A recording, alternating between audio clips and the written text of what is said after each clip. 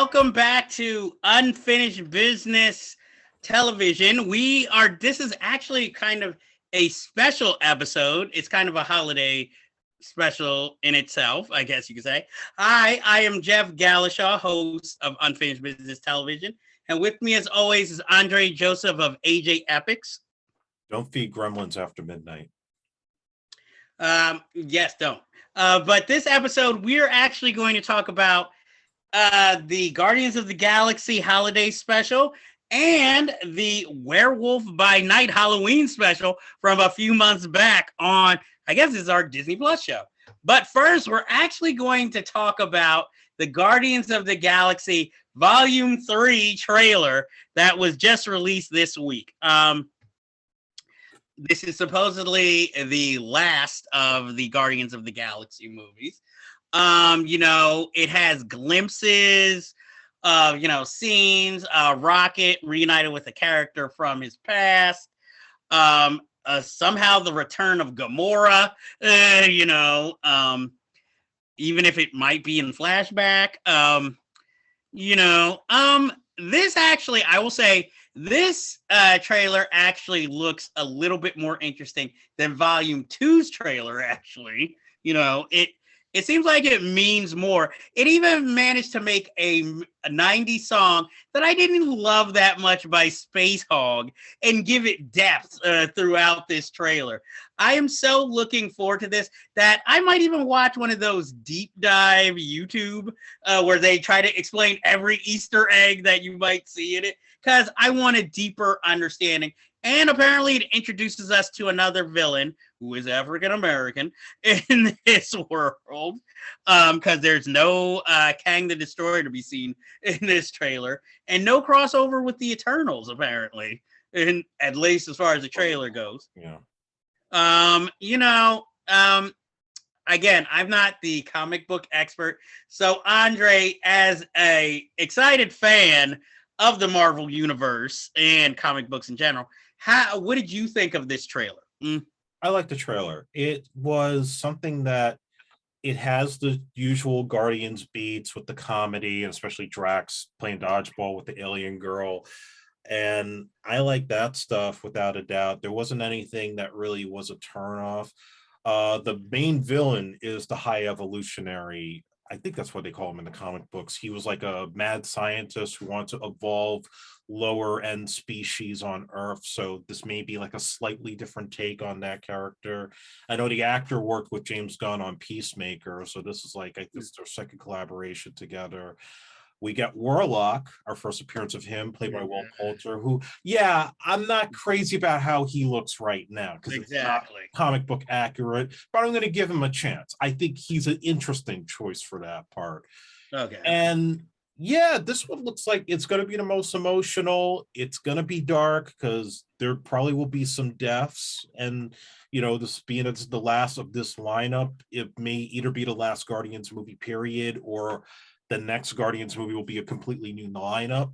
But any way you look at it, this is the swan song for James Gunn in the Marvel Cinematic Universe, unless something in the future changes. But from here on in, it's going to be all DC. So I'm going to embrace this one as much as I can if it's done well.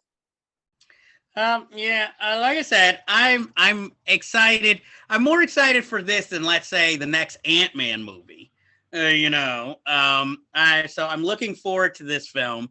Like I said, don't get me wrong, I like the actor who's playing Adam Warlock. I just don't like the look of the character in the trailer. So it's just like, but I'm looking forward to this movie.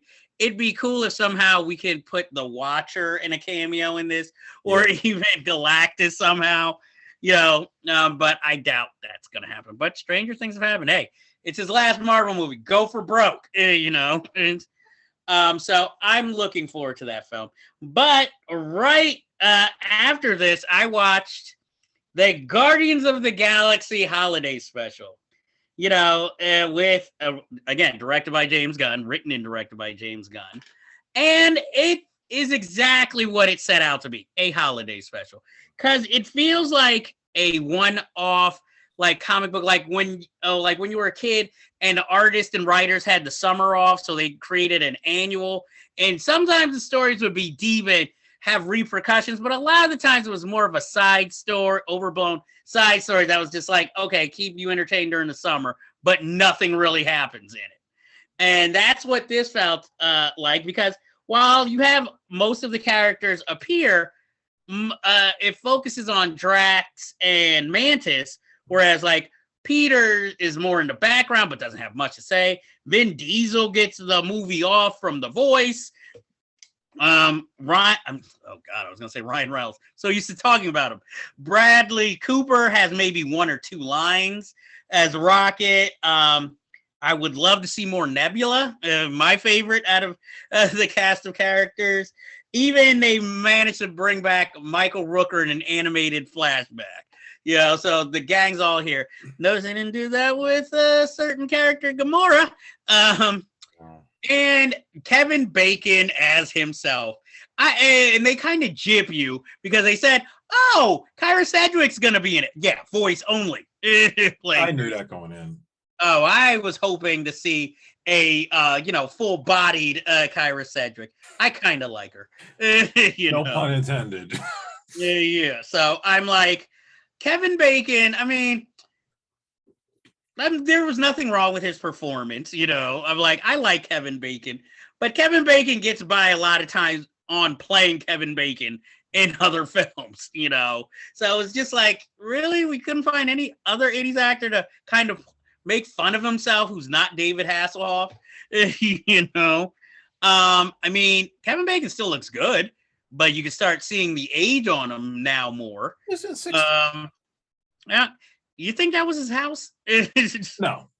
Okay, because I was about to say, Kevin Bacon's I think he lives in New York. He has an apartment. He's not really a Hollywood guy like that. Okay, because I was like, this house is like, damn, nice. I mean, it just seemed like, it feels like a cash-in to a certain extent. I'm sorry. That's how it felt to me. It was just like, hey, it says Guardians of the Galaxy. They all show up, but we're going to focus on a fan favorite and just a newly introduced. And to make it effective, we're going to say, oh, now Mantis and Quinn are related.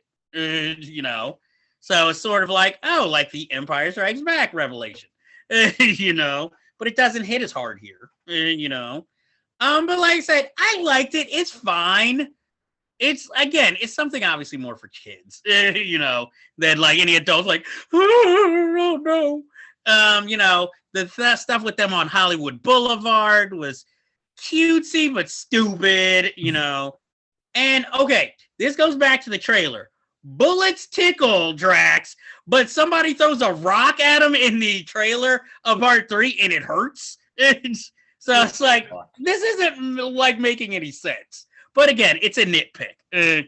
What did you think of the Guardians of the Galaxy holiday special? And I was charmed by the holiday special. In fact, I would say outside of Spider-Man No Way Home, this is one of the best things that Phase 4 gave us. Really? I am dead serious about that. I just had a ball. Wow. From the premise of going after Kevin Bacon, bring him to space, revealing him to Star Wars, like, what the hell are you doing? This is human trafficking.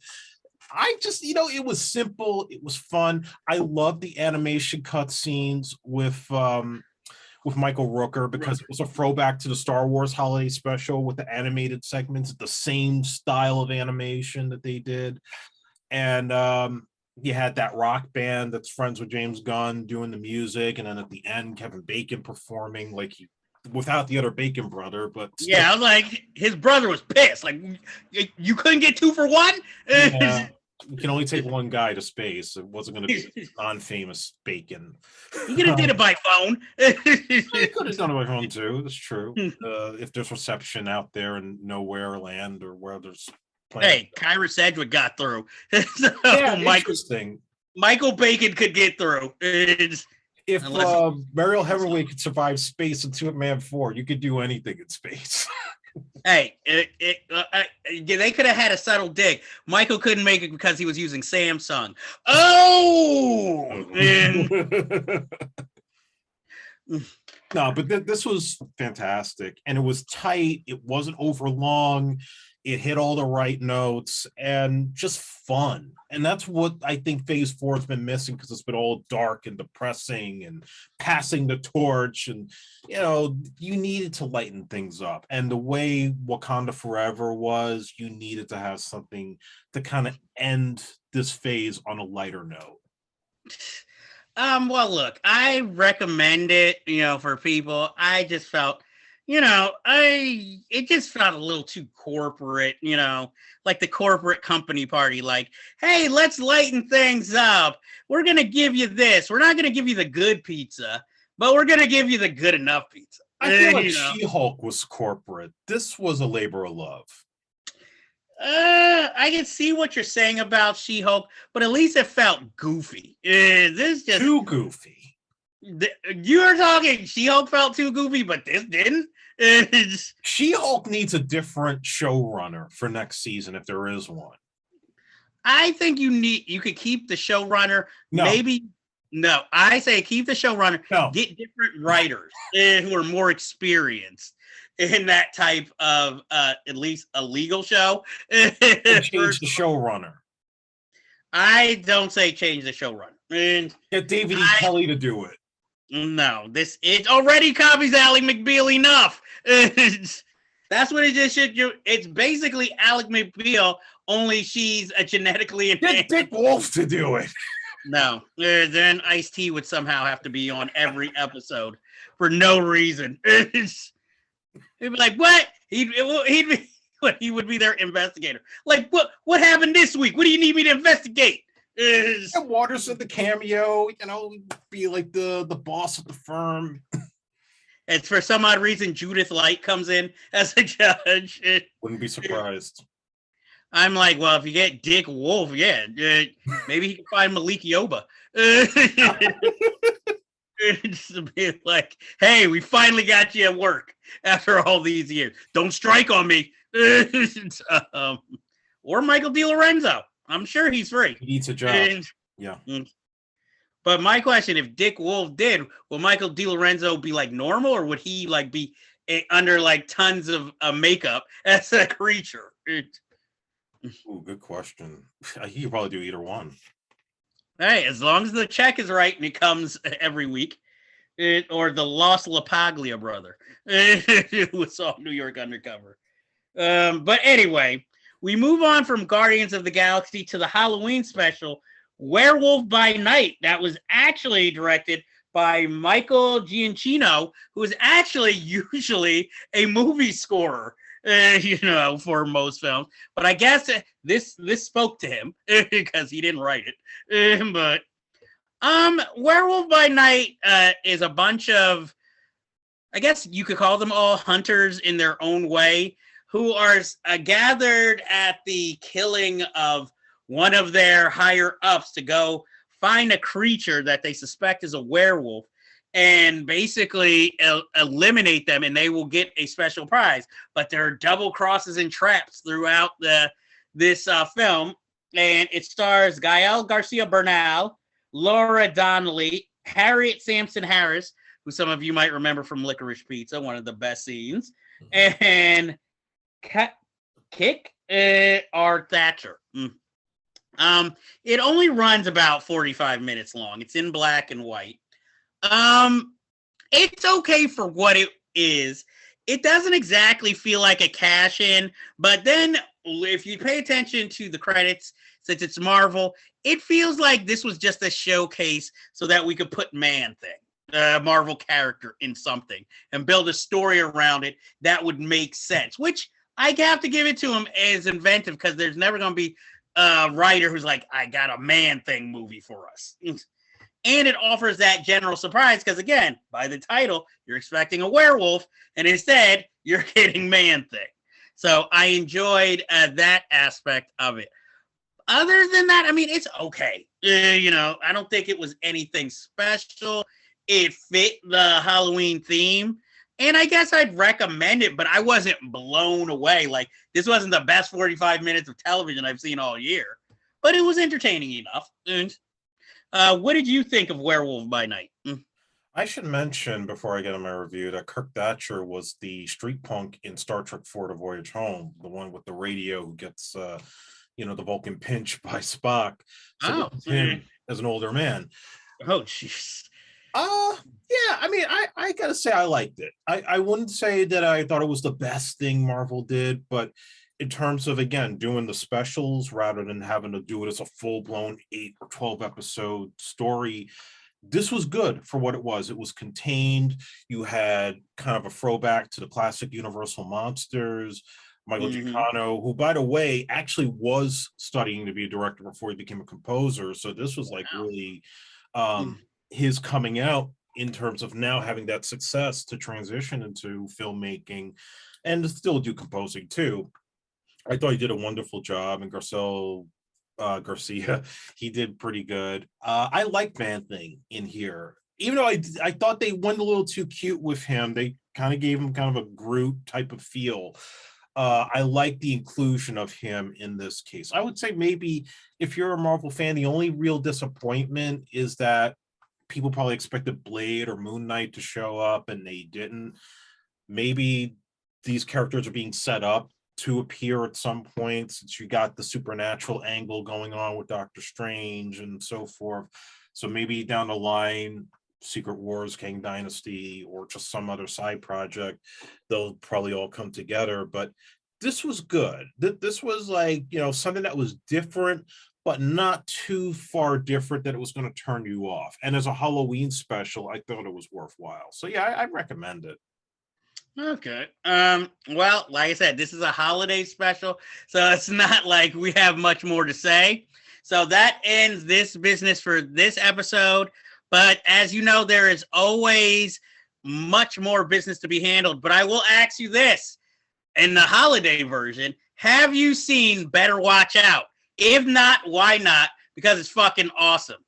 What holiday film would you recommend, Andre? Have you seen Scrooged? If not, why not? Because it's fucking awesome. Yes, it is. And that ends this episode. And until we see you again, and happy holidays, most of all. Yes, Merry Christmas, Happy Hanukkah, Happy Kwanzaa, Happy New Year. And we shall see you next year with more episodes and more commentary.